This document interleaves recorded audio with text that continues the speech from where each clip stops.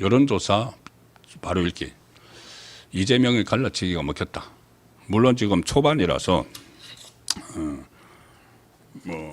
일부 중도층도 그렇고 이재명의 지지율이 좀 높게 나오는 것은 사실입니다. 물론 그때 문재인 초기보다는 훨씬 낮죠. 문재인은 처음에 84%에서 갤럽 기준으로 시작을 했는데 이재명은 지금 64%로 이렇게 시작을 했습니다. 갤럽 기준으로 그렇습니다.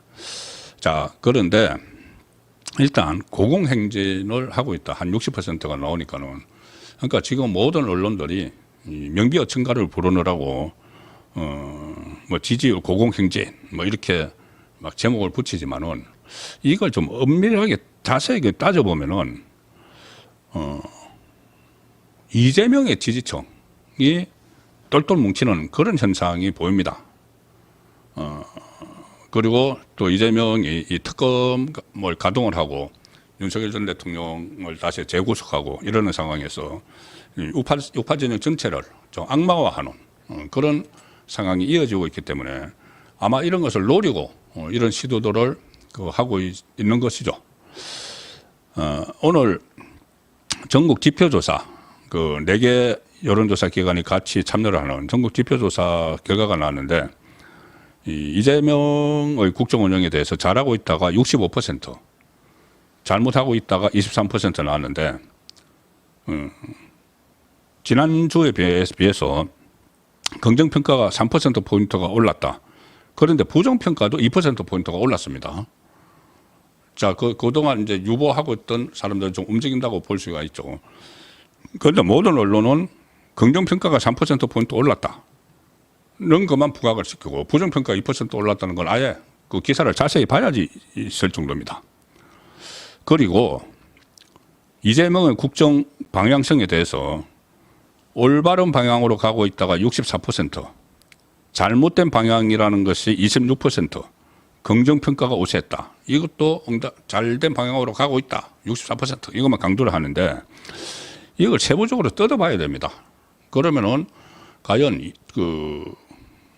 이재명 지지층 그리고 민주당 지지층에서는 얼마나 이것을 긍정평가를 하고 있을까? 그걸 긍정적으로 디테일하게 한번 뜯어보면은 민주당 지지층에서는 올바른 방향으로 지금 가고 있다. 이재명이 국정 운영이 그 응답이 무려 93%가 나왔습니다.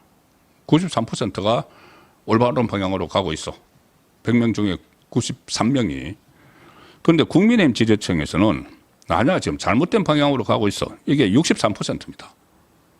그러니까 이 민주당 지지층은 무조건 이재명 지지, 제가 계속 자주 말씀드리는 거 있죠. 뭐 갤럽 조사 같은 거 보면은 윤석열 정부 때 윤석열 당시 대통령에 대한 지지율이 뭐 한 30%가 나오든 40%가 나오든 민주당 지지층은 겨우 3%, 4%만 지지합니다. 3년 내내 그랬습니다. 그런데 이제 상황이 이제 거꾸로 되니까 민주당 지지층은 무조건 이재명 잘해. 뭘 하든 잘해. 이게 지금 90%가 넘고 있는 거죠. 그러면은 그때 윤석열 정부 때처럼 그렇게 되려면은 국민의힘 지지층은 그 이재명에 대한 지지율이 굉장히 낮아야 되는데 국민의힘 지지층은 또 그렇지 않습니다. 지금 이제 초반이라고 언론에서 막 이렇게 무슨 뭐 막 띄우고 해서 그런지 국민의힘 지지층에서도 이재명 지지율이 높게 나오는, 그러니까 뭐 한 30%까지 나오는 뭐 그런 상황을 보이고 있는 거죠. 그러니 지금 뭐 이재명의 지지층이 고공행진 이렇게 표현을 정확하게 하려면은 지지층들 사이에서 초고공행진을 하는 그런 자세하게 이렇게 뜯어보면은 그런 상황을 읽을 수가 있는 것이죠. 그리고 지난번에 대통령 취임 30일 기자회견을 했죠.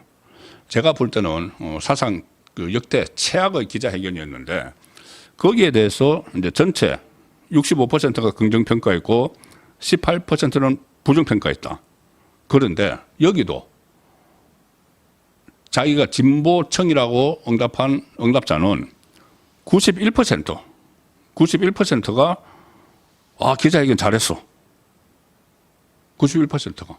그러니까 보통 그러면은 이 진보층, 중도층, 그 보수층 3분의 1씩 표집이 된다고 하면은 3분의 1이 표집이 된 90그 진보층의 91% 거의 대부분이 기자회견 잘했죠. 이렇게 하니까는 평균이 65%가 나오는 거죠. 보수층에서는 부정평가가 긍정평가보다 높습니다. 41% 부정평가가, 긍정은 38%. 보수층은 긍정 그 기자회견 잘했다가 38%인데 진보층은 91%입니다. 김민석 국무총리 향후 업무 수행에 대해서 전체는 잘할 거다. 이게 62%가 나왔는데 민주당 그리고 조국당 지지층은 여기서도 90% 이상이 잘할 거다. 그러니까 전체적으로 60%대가 나오는 거죠. 이재명의 지지율도 마찬가지입니다. 이재명의 지지율도 지금 60% 나오는 걸 보면은 민주당, 조국당은 지지율이 90%가 넘죠. 그러니 이 정확하게 표현을 하려면은 이것은 이재명의 갈라치기가 지금 먹히고 있다. 초반부터 집권 초반부터 막 몰아붙이면서 특검을 그 세계를 띄워서 경쟁적으로 막 몰아가고 또 특히 그 출범한 지 얼마 되지도 않아서 오늘 이제 윤석열 전 대통령 다시 구속을 했으니까 또 그쪽 지지층은 지금 환호를 열광을 하고 있는 것이죠. 그리고 이제 그 다음 타겟은 이 김건희 특검법입니다. 김건희 특검법이 아마 부부를 같이 구속을 할 수도 있는 그런 이야기까지 지금 나옵니다. 그 전에 뭐 조국 정경심 때도 그렇고 이 부부를 같이 이제 구속하지 않는 것이 그 일종의 뭐 간행처럼 됐는데 그것도 이번에 깨질 것이라는 이야기까지가 나올 정도로 지금 아주 지독하게 취임 초반에 이렇게 밀어붙이는 그 상황이 이어지고 있는 것이죠. 그것은 이재명 본인의 재판 리스크와도 다 연결이 되어 있다.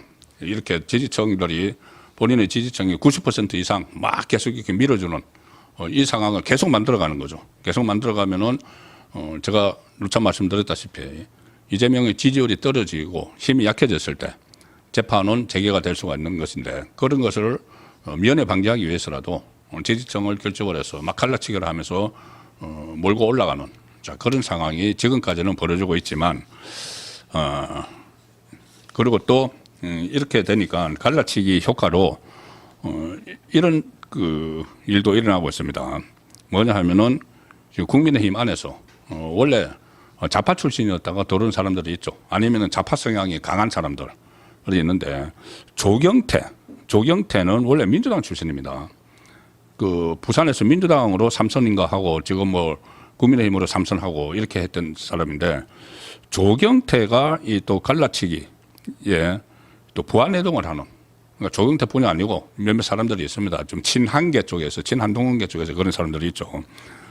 이 조경태가 전당대회 그 출마하겠다고 이야기를 하고 있는데 오늘 라디오에 나와서 특검 수사에 연관된 사람들이 있다면 국민의힘 안에서 그 사람들은 먼저 스스로 알아서 당을 나가주든지 해야 한다. 최상병 특검, 내란 특검에 대해 우리 당이 보다 선제적으로 대응해야 한다. 그 특검에 보조를 맞춰야 된다는 이야기입니다.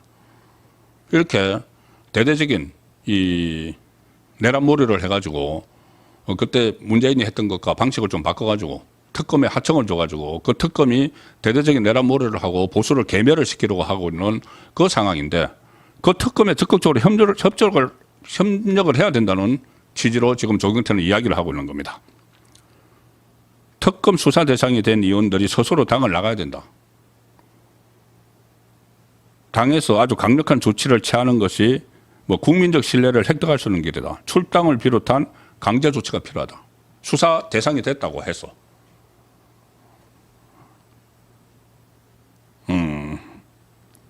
필요한 특검은 해야 한다. 최상병 특검, 내란 특검 같은 특검들은 반드시 국민의 의혹을 해소시켜야 하는 것이다. 그래서 그 수사 대상이 되는 사람은 다 당에서 쫓아야 된다. 이게 지금 이 국민의힘 당 대표로 맡겠다는 사람은 입에서 나오는 말입니다. 이재명의 이 초반 갈라치기, 여기 이제 부안해동을 하는 그런 상황도 지금 벌어지고 있는 것이죠. 그런데 이렇게 한다고 해서 과연 이 이 정권 내내 이렇게 뭐 지지율을 유지를 하고 쭉 나갈 수 있을 것인지 굉장히 회의적인 부분들이 많죠. 특히 지금 이 중도층에서 점점 이 회의적인 시각을 보낼 가능성이 높습니다. 지금 당장 장관들, 그 지명을 한 사람들, 이재명이 지명한 장관 후보자들 보면은 이거는 거의 뭐 엉망진창입니다. 제대로 된 후보자가 단 한 사람도 없습니다. 김민석 때부터 시작을 해서 점점 다들 아시니까 얼마나 이재명이 낙점한 장관 후보자들의 엉망진창인지 뭐 강선우 그 여가부 장관 후보자 여러 가지 논란들이 있죠. 이번에는 또 보좌진에 대한 갑질 의혹이 제기가 됐습니다. 보좌진에게 자기 집 쓰레기를 버리게 하고 고장난 변기를 해결하라 이런 지시를 내렸다는 것이 그 해당 보좌관들의 증언에 의해서 막 드러나고 있죠. 그리고 5년 동안 보좌진을 46차례나 교체를 했다. 보좌진이 총 그 9명인데 보통 하면은 그 뭐 이 보좌진의 인사권은 전적으로 국회의원에게 있습니다. 국회의원이 오늘 그만둬 하면 바로 그만둬야 됩니다. 9명의 이 목숨줄을 걸고 있죠. 그러니까 본인이 마음에 들지 않는 그 보좌관들은 그냥 수시로 이렇게 교체를 해서 5년 동안 9명이 정원인데 51명을 임용을 했고 46명을 면직을 했다. 수시로 이제 갈아치운 거죠. 일종의 갑질인 거죠. 갑질을 한 거죠. 그리고 그 보좌진들에게 자기 사적인 일들로 막 시켰다. 근데 이런 사람이 여가부 장관 후보자가 돼 있습니다. 민노총 그 위원장 출신인 김용훈 후보자 또 이런저런 그 논란들이 일어나고 있는데 지금까지 과태료 세금 체납으로 12차례 차량이 압류가 됐었다. 그리고 이 음주운전 으로 벌금을 받은 그 전과도 있다. 뭐 다양하게 지금 나오고 있습니다. 자, 이런 것들이 쌓이면은 결국은 이재명 정부의 지지율이 떨어지는 상황이 되는데 그 교육부총리로 지명한 이진숙은 여러 가지 표절 논란들도 있고 다양하죠. 그런데 또 새로 나온 것이 제자의 논문과 사실상 동일한 논문을 발표하면서 본인을 제1저자로 올린 뒤에 거기에 참여한 학생의 이름을 아예 빼버렸다. 이런 사람이 지금 이 장관이 데려가는 겁니다. 그리고 이 지금 특색 중에 하나가 이 여러 가지 언론이나 야당의 이 검증에 의해서 문제가 제기가 되면은 그 전에는 그래도 후보자들이 열심히 해명을 하고 변명이라도 했습니다. 그런데 지금 이재명이 낙점한 장관 후보자들은 안 합니다. 안 하고 한결같이 하는 대답이 청문회에서 소상히 밝히겠다. 청문회에서 소상히 밝히겠다. 하나의 패턴이 되었습니다. 김민석이 처음에 여러 가지 논란이 있었을 때 이재명이 사실은 가이드라인을 줬죠. 지침을 줬죠. 기자들이 물어보니까 김민석이 다 청문회에서 해명할 수 있다고 하더라. 청문회를 지켜보자. 이렇게 이야기를 했죠. 그다음부터 김민석은 모든 의혹이 쏟아지면은 청문회에서 다 설명을 하겠다. 그 이야기를 합니다. 그런데 청문회에서 설명 못 합니다. 전부 다 팩트니까는. 그래서 무슨 뭐 배추 이야기하고 엉터리 같은 이야기를 해도 이틀만 버티면은 임명을 하게 되니까. 인준투표 뭐 가반수니까는 거쳐서 바로 임명을 했죠. 이 장관들은 인준투표도 안 합니다. 그냥 그거 통과를 하지 못해도 임명을 하면 끝이죠. 그리고 이 장관들은 인사청문회 하루입니다. 그러니까 하루만 버티면 된다는 이야기죠. 하루만 버티면 된다. 그래서 전부 다 인사청문회 때 이야기하겠다. 근데 인사청문회 때 가서는 또 행실수설, 동문서답을 해서 하루만 넘기면 장관이 되니까는. 그래서 이재명 지금 그 민주당에서 나오는 이야기는 단 한 명도 낙마시키지 않겠다. 이렇게 이야기를 하는데 그러다가 정말 민심의 엄청난 저항을 받을 수가 있는 것이죠. 제가 조금 전에 여론조사에서 좀 디테일하게 보면은 지금 그 민주당 지지층이 똘똘 뭉쳐서 막 90% 이상씩 이재명에 힘을 실어주니까는 지지율이 막 60% 나온다. 이제 그런 부분들은 나중에 더 중도층이 떨어져 나가고 하면은 언제든지 떨어질 수 있다는 말씀을 드렸지만 그것과는 좀 다른 차원에서 빼앗은 문제는 이 국민의힘 지지율입니다. 조금 전에 말씀드린 지표조사에서 그 국민의힘 지지율이 19% 나왔습니다. 19%. 10%대로 떨어져 버린 것이죠.